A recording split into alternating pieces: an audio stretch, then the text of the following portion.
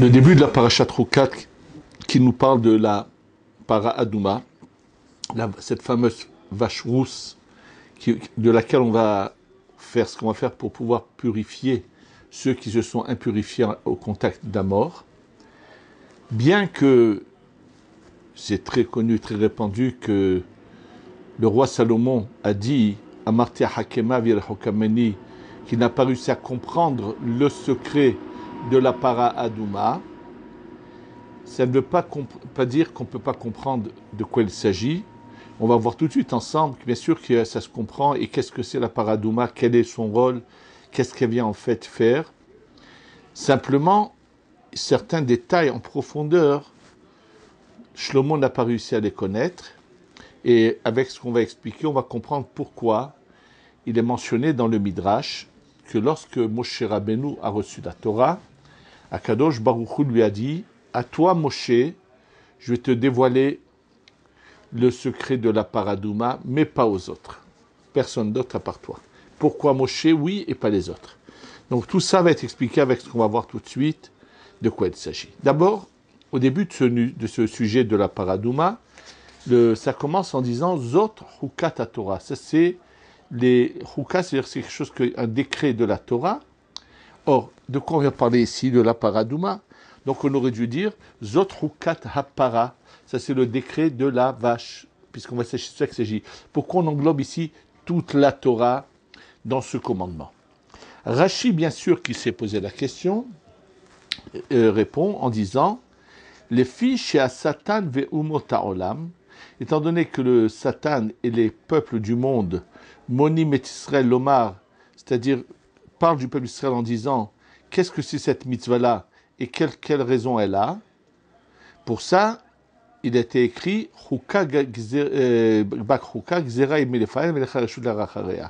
c'est un décret devant moi, tu n'as pas l'autorisation de penser derrière ce texte-là. Qu'est-ce que ça veut dire? Pourquoi? Tout à Torah, on peut chercher à comprendre pourquoi ici on n'aurait pas l'autorisation d'essayer de comprendre. Alors, bien sûr, c'est pas, ça nécessite compréhension. Et ce qui est encore plus intéressant, je pense que Rashi a voulu nous faire comprendre que bien sûr qu'on peut comprendre beaucoup de cette mitzvah. Alors Rashi, après qu'il explique les 22 versets de ce texte qui concerne la para Adouma, qui est dans le chapitre 19 du livre de Bamidbar, donc Rashi explique tous les 20, et à la fin, quand il arrive à la toute fin, au dernier verset, au 22, Rashi reprend tout d'un coup l'explication globale de ces versets-là, mais sous une autre approche complète. C'est-à-dire qu'après qu'il a expliqué tous les mots qui sont mentionnés dans ces versets-là, qui nous expliquent comment était faite cette vache rousse et comment ça devait se dépasser le déroulement de sa préparation pour arriver à des cendres qu'on allait mélanger avec une certaine eau et qu'on allait asperger ceux qui s'étaient impurifiés.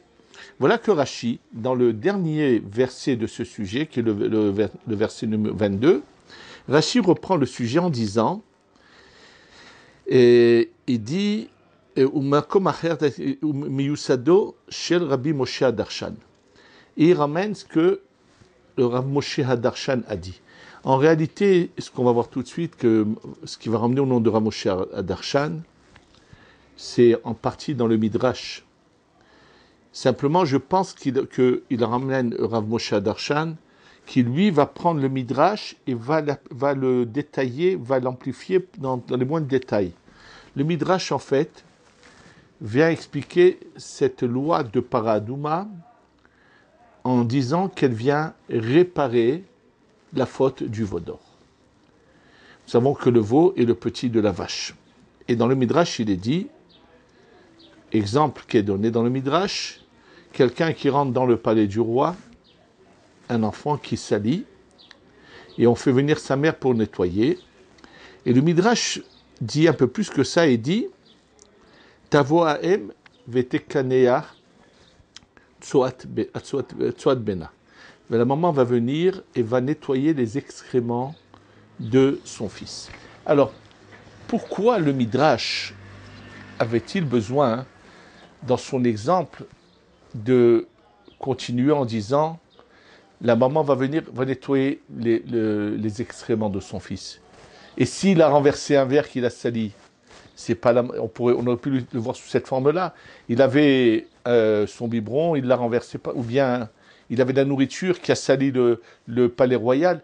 Pourquoi fallait-il que l'exemple de nos sages soit basé sur va venir la maman et nettoyer les excréments de son fils? C'est pas sans raison que les Chachamim, eux, ont dit cette phrase. Et on va voir qu'à travers ces mots-là est caché le secret de la paradouma. À travers ces mots-là se trouve le sens profond. Et bien sûr, alors Rashi qui ramène Rav Moshe Darshan, il ramène et il dit, étant donné que Veikru et Lecha ils prendront vers toi, il ramène de Rav Moshe Darshan, ils devront eux emmener de chez eux. Pourquoi? Shehem pirku nizme hazav la'egel, c'est eux compris de leurs femmes les bijoux, toutes les boucles d'oreilles et ainsi de suite, ou de ce qu'ils avaient avant, ils avaient un bijou sur le nez. Donc eux ont retiré de leur épouse ces bijoux pour les emmener au veau d'or. Maintenant, ils vont emmener une vache rousse de chez, c'est le tzibour, l'ensemble de la communauté qui devra payer cela. Para Adouma, Machal ben Shifha, chez Tinef. Donc il ramène là maintenant ce que je vous ai dit, que pourquoi on l'appelle Para Adouma. Il dit l'exemple le fils de la servante qui a sali le palais du roi. Amrou, ils ont dit Tavo Imo, viendra sa maman, Vetekaneach Atsoa, elle va nettoyer ses excréments. Car ta voix para, il en est de même que la para va venir, elle va te rappeler à la égale, elle va pardonner sur la faute du veau d'or. Et continue Rashi en disant qu'est-ce que c'est Adouma?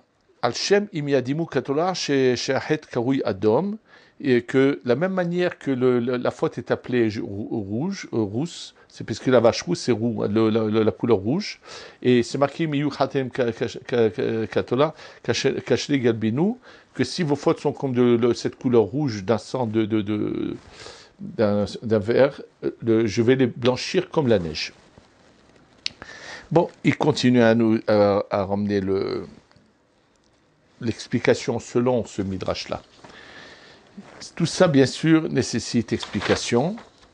Et une fois avant de continuer, ce qui est intéressant, c'est le Ramban.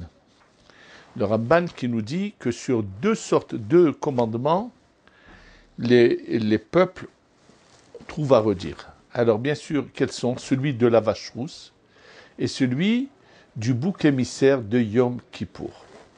Et le Ramban d'expliquer que eux, ils se disent, mais attends, vous faites attention à ne pas faire d'idolâtrie. Et c'est la raison pour laquelle d'ailleurs les sacrifices ne pouvaient être emmenés que dans le temple. Parce que comme l'explique le Khatam Sofer, quand on entrait dans le temple, la présence divine était tellement intense que tout le monde la ressentait, donc le sacrifice était que pour Hachem, que pour Dieu. Or là, nous avons deux sortes de sacrifices qui sont emmenés en dehors du temple. La paradouma, la vache rousse, qui était faite sur le mont des Oliviers, mais face au temple. C'est-à-dire que le Kohen, au moment où il devait se placer dans une position où, en face de lui, comme le mont des Oliviers qui est comme ça, et en face le mont du temple est comme ça, donc quand il est sur la haute, même que le temple était construit comme en étage, donc en descendant, donc lui, de l'emplacement où il était au mont des Oliviers, il pouvait voir jusque le Saint des Saints. C'est-à-dire, bien qu'il y avait des murs, des murailles, mais les murailles étaient plus bas, puisqu'avant le Beth Amikdash est comme un escalier, donc la partie du Saint des Saints est la plus haute, et donc en étant sur le versant opposé du mont des Oliviers, le Kohen pouvait voir jusqu'en face. Donc il y a une raison qu'il fallait que la paradouma soit faite en face du mont des Oliviers, mais pas dans le Beth Amikdash, en face du mont du temple, pardon, au mont des Oliviers, en face du mont du temple, mais pas dans le temple, mais en dehors. Tout ça nécessite aussi compréhension et explication. Pour comprendre un peu tout cela, il faut savoir comment la lumière divine se répand et descend de niveau en niveau jusqu'à qu'elle nous parvienne à nous. La lumière divine qui se répand de niveau en niveau jusqu'à qu'elle nous parvienne à nous, elle se partage dans les 4 lettres du nom de Dieu qui sont le Yud, le He, le Vav et le He. Alors, bien sûr, il est évident que c'est toujours la lumière infinie qui se répand à travers ces niveaux-là, c'est vers elle que nous nous adressons. On ne s'adresse pas à des intermédiaires, chas v'shalom, il n'y a pas d'intermédiaire. Dans la chrétienté, oui, mais pas chez nous. Chez nous, c'est toujours vers le Ensof, la lumière infinie, à travers ces niveaux-là. Et comment sont définis ces niveaux-là? Nous avons le Yud qui représente la Chochma. Nous avons le He qui représente la Bina. Et au-dessous de ces 2 lettres qu'on appelle le Yud et le He qui s'appellent Chochma ou Bina, et chez les Mekoubalim, ces 2 niveaux-là sont appelés Abba et Ima, papa et maman. Pourquoi? Parce que le Vav et le He sont des niveaux dont la lumière Ensof est passée à travers la Chochma et la Bina et a fait naître ces 2 niveaux. Et de ces 2 niveaux qui sont le Vav et le He, c'est de là que sortent nos Neshamot, nos âmes à nous. C'est-à-dire que, en fait, dans le monde de la Hatzilut, où la lumière du Ensof se répand à travers ces niveaux-là, le dernier niveau qu'on appelle la Malchut, qui est le dernier He du monde, du nom de Dieu, et c'est de là que sont sortis nos Neshamot. Et comment elles sont sorties? C'est par l'union du Vav et du He qu'a pu sortir nos Neshamot. Étant donné que nos Neshamot sortent du Vav et du He, et qu'il y a un libre arbitre, et que les choses ont été faites exprès, imparfaites, pour donner la possibilité à l'homme de les parfaire ou l'inverse, alors l'essentiel des erreurs, des fautes commises par l'homme vont provoquer, entre guillemets, des problèmes à ces 2 lettres-là qu'on appellera le Vav et le He. D'ailleurs, nous savons on verra qu'en général, on touche qu'au Vav et au He, juste qu'on verra que dans Amalek, il va falloir reprendre le Yud et le He pour réparer le Vav et le He auquel il a touché. Il en est de même pour nous. Donc ça, c'est d'une manière générale. Ces 2 niveaux du Vav et du He qu'on appelle Tiferet et Malchut, ou bien Zund et Hatzilut, il s'agit de la même chose sous d'autres termes. Donc c'est essentiellement là que l'homme touche. Et dans le corps de l'homme, c'est vrai, sur le visage, comment sont représentés ces 4 niveaux? Les yeux, les oreilles, le nez et la bouche. Ça, c'est au niveau de la tête. Au niveau du corps de l'homme, la partie inférieure du corps, c'est-à-dire tous les organes qui sont les organes de la digestion, font allusion au Vav et au He, aux 2 dernières lettres du nom de Dieu. Par contre, les organes qui concernent la respiration de l'homme font allusion à la Bina. La Bina se partage en 50 niveaux. Pendant les 6000 ans de notre existence sur cette terre, la lumière divine passe à travers le Vav et le He, le Vav et le He du nom de Dieu, et gère le monde. C'est ce que nous vivons actuellement. Mais comme tout ce qui concerne le matériel dépend de ces 2 lettres-là, le Vav et le He. Par contre, la prochaine étape, après la venue du Mashiach, où on se prépare à passer au 7e millénaire, qu'on appelle 7e millénaire par rapport à nos conceptions actuelles, la vie actuelle où nous vivons sous l'emprise du temps et de l'espace, qui sont que des créations de Dieu. Mais dès que donc on l'appelle 7e millénaire, mais en fait, dès qu'on passe à la prochaine étape, on va monter au niveau de la Bina. C'est-à-dire qu'il n'y aura plus de consommation de nourriture, puisqu'on va monter à un niveau qui est au-dessus de celui qui concerne le matériel. C'est-à-dire qu'il faut savoir qu'il n'y a jamais de fin au service de Dieu. Il y a cette période-là que nous vivons, où on prépare l'étape suivante, qu'on appelle, où là, la Hanaga, la manière de gérer, de nous gérer à nous, sera celle de la Bina. Évidemment, nous ne serons pas là sur le globe terrestre. Nous allons remonter à l'endroit où était Adam Arishon avant la faute et encore plus haut. Et là, on va recevoir un niveau au-dessus, on va être, pour recevoir la lumière infinie d'Hachem, qu'on appelle le hors de la Bina.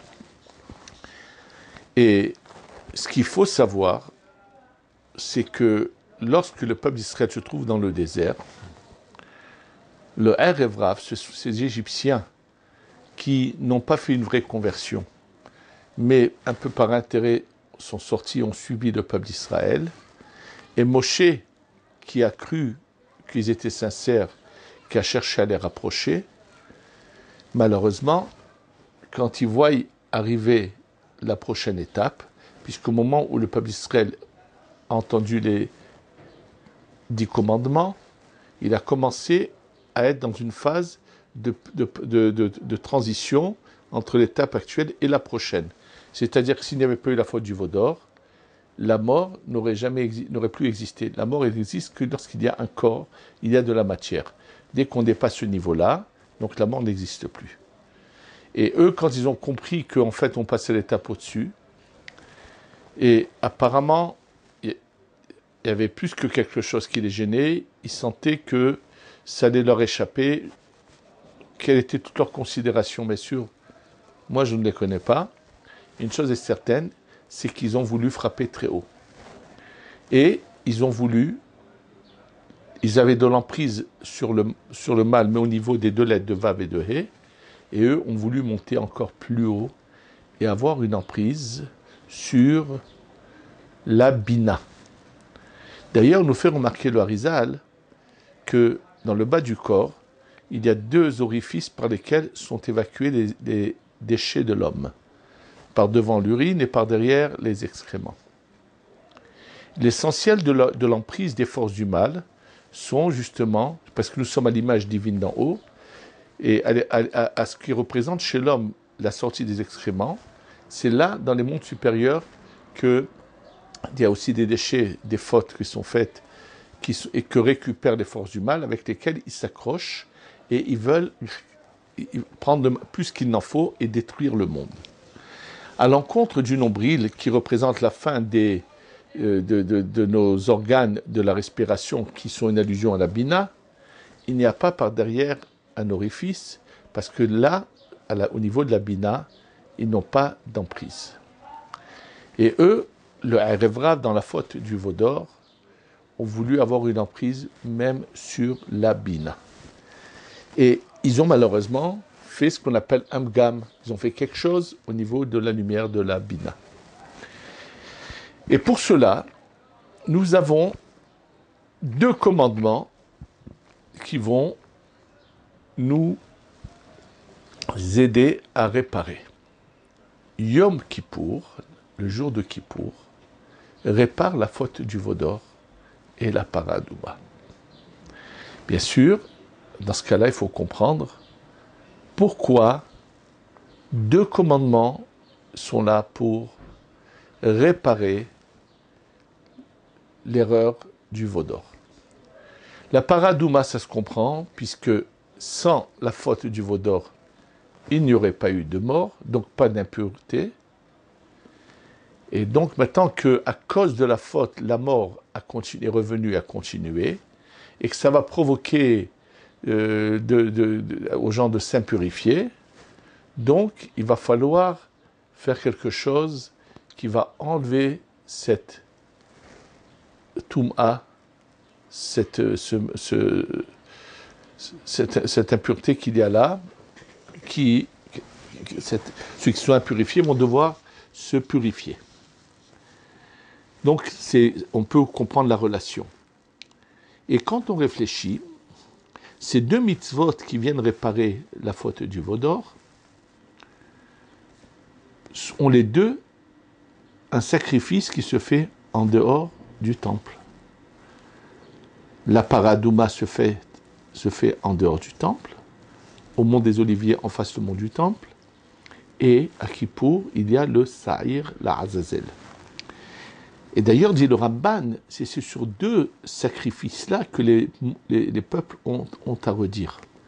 Et c'est là-dessus qu'il est dit, c'est comme ça, il n'y a rien à discuter. C'est-à-dire, c'est des décrets de Dieu. En fait, quand on parle de la Bina, on est en dehors du temps et de l'espace.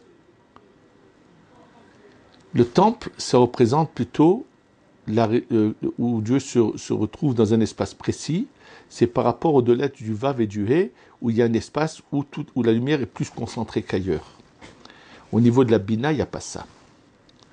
Maintenant, ce qu'il faut aussi, pour mieux comprendre un peu le sujet, ce qu'il faut savoir, c'est comment les Béné Israël sortent d'Égypte. C'est-à-dire, qu'est-ce qui est venu couper l'emprise du mal sur les âmes du peuple d'Israël? C'est la lumière de la Bina. Dans les cours de Pessah, j'en ai souvent parlé. C'est pas sans raison qu'il est dit Eye, Asher Eye. Le nom Eye représente la Bina. C'est la lumière qui va finalement se révéler de manière constante après la venue du Mashiach. Et c'est cette lumière qui a donc fait sortir, qui s'est révélée et empêche les forces de s'approcher.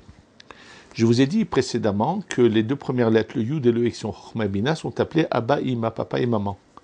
Donc la Bina est appelée Em, la maman. Le mot para fait allusion justement à la Bina de la manière suivante. Le mot para se partage en deux choses, par, He. Alors pourquoi on le partage de cette manière-là? Ça s'écrit per et He. L'emprise des forces du mal sont sur ce qu'on appelle les Gevurot, les dinim, c'est là-dessus qu'ils ont une emprise et pas sur les chassadim. Les Gevurot sont représentés par 5 lettres de l'alphabet, les lettres qui sont en fin de mot, qui sont doubles, comme le Chaf Sofi, comme le Mem Sofi, le Nun Sofi, le P Sofi et le Tzadi Sofi, qu'on appelle sous une autre, on les unit d'une manière différente en disant Man Tzafar. Quand on calcule l'ensemble de ces 5 lettres-là, du Chaf, du Mem, du Nun, du P et du Tzadi, on arrive à 280. On arrive à 280. Donc ça, c'est les 5 niveaux de din. Qu'est-ce qui fait que ces niveaux de din s'adoucissent? C'est quand on fait descendre le He de la Bina, qui est le premier du nom de Dieu, ça adoucit les 5 niveaux. Donc dans le mot para, nous avons l'allusion aux 5 niveaux de din et qui sont adoucis par le He. D'ailleurs, je vous le rappelle, mais on le refera bientôt, dans le mot shofar, nous avons chou par shofar, c'est écrit chou, shinvav, et par c'est les 280, mais comme il explique, donc on le verra, Ezrat Hashem, il y a là-bas, on va adoucir les 280 par chou, shinvav. Qu'est-ce que c'est? C'est le dvash, le miel qui est le din adouci. Comment?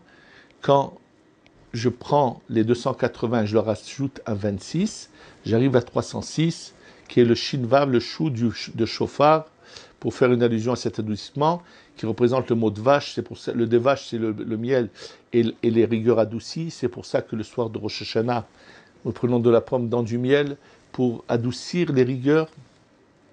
Et donc, en fait, le mot para fait déjà une allusion à cela. Simplement, comme je vous l'ai dit, il faut quand même comprendre pourquoi nous avons ces Kippour et la paradouma. Maintenant, ce qu'on peut aussi remarquer à Kippour, nous savons que nous ne mangeons pas, parce qu'on est comme dans le niveau futur où il n'y aura plus le système de nourriture, c'est-à-dire tous les organes qui concernent la digestion vont se transformer, puisqu'on va devenir nous-mêmes spirituels. Il n'y aura plus cette approche de matériel. Le seul personnage dans l'histoire qui est arrivé au niveau de la Bina, de son vivant, mais qui était juste comme transparent, même si on le voyait, il était transparent, c'était Moshe Rabbeinu. Moshe Rabbeinu, quand il se sépare de Tzipora, c'est parce qu'il n'est plus un homme en matière comme nous sur terre. On peut le voir, mais c'est comme une transparence, c'est quelque chose de spirituel. Lui est arrivé au niveau. Étant donné que la paradouma, on va voir tout de suite, c'est la réparation de la Bina, donc ne peut avoir accès à cela que celui qui est au niveau de la Bina, qui est que Moshe Rabbeinu. En dehors de Moshe Rabbeinu, personne dans l'histoire, même s'il a dans la tête est arrivé aux 50 niveaux de la Bina comme Rabbi Akiva, mais son corps n'a pas pu se détacher de la matière et monter à la Bina, il n'y a que Moshe.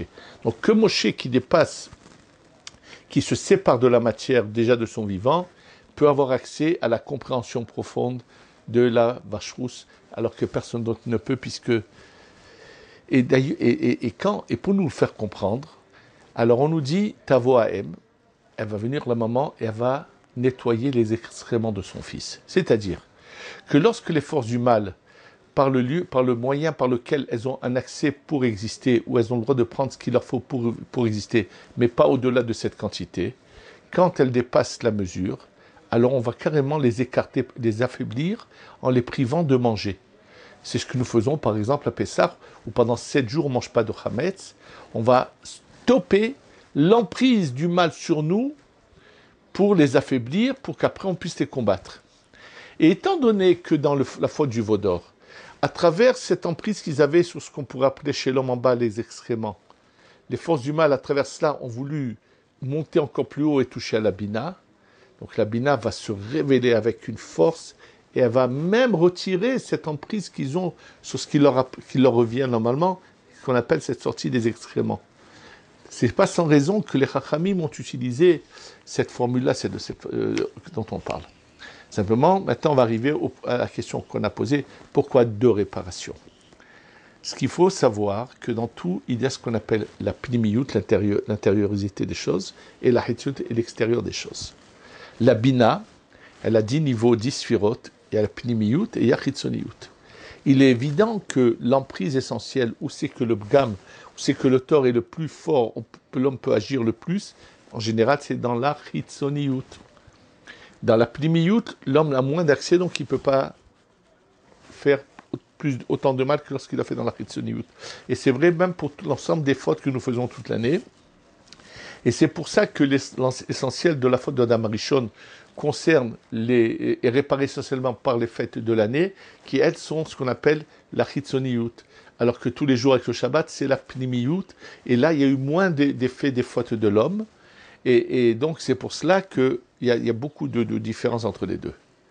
Et je pense que là, il s'agit de la même chose, que Yom Kippour, c'est la réparation de la Bina, mais sur ce qu'on appelle la Pnimiyut. C'est pour ça que Kippour, nous sommes vraiment comme si on est là-haut dans la Bina. On ne mange pas, on devient comme des super hommes, des hommes qui ont dépassé la matière. Et là, c'est plus facile à réparer. Dans la Hitzoniyut, et c'est ce qui explique, mais dans la Hitzoniyut, par contre, c'est beaucoup plus difficile, c'est la Paradouma. Et ça, c'est à des occasions. Ça sera fini d'être réparé que lorsque va venir le Mashiach, et nous savons qu'il fera la 10e Paradouma. D'ailleurs, pour nous le faire comprendre, dans le Midrash, fait remarquer que dans la Paradouma, il y a 7 choses qui sont faites 7 fois, cette fois 7, 49, et après on arrive au niveau 50, qui sont les 50 portes de la Bina. Donc le Midrash nous en fait énormément d'allusions.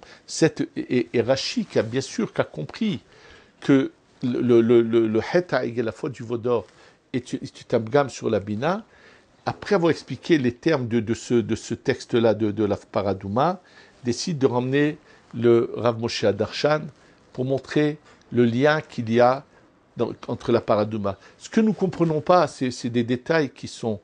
Pourquoi celui qui la faisait, ses vêtements s'impurifient alors que lui vient enlever la touma la plus forte de celui qui a touché un mort? Il y a des détails que nous mais l'ensemble, le sujet lui-même, est sûr qu'on a un accès, qu'il s'agit de la réparation de la Bina, comme le fait Yom Kippour.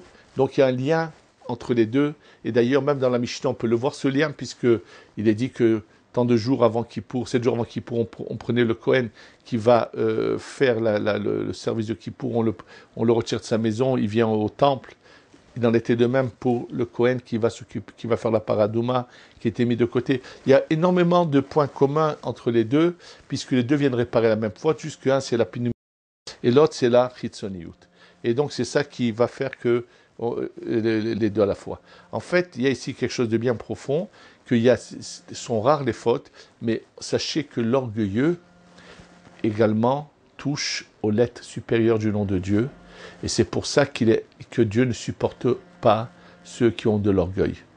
Oui, celui qui a de l'orgueil, Dieu ne le supporte pas, parce que vraiment, c'est quelque chose de terrible, mais il y a des fautes qui peuvent aller plus haut que le vav et le he, entre autres l'orgueil, et c'est pour ça qu'il faut toute la vie se travailler pour arriver à tout cela.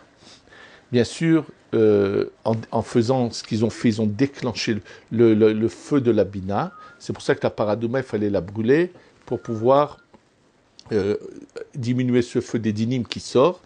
Et que lorsque viendra le Mashiach, on aura fini de réparer cette faute qui s'appelle le Heta Egel, qui sera avec la Géoula Shlema. On a un petit aperçu de ce qui paraissait incompréhensible, qui commence à avoir un peu de compréhension. Et bien sûr, on peut aller encore plus loin dans cela, mais on a déjà un départ. Et Be'ezrat Hashem, on aura d'autres occasions pour continuer à approfondir ce sujet. Be'ezrat Hashem, Amen ve Amen.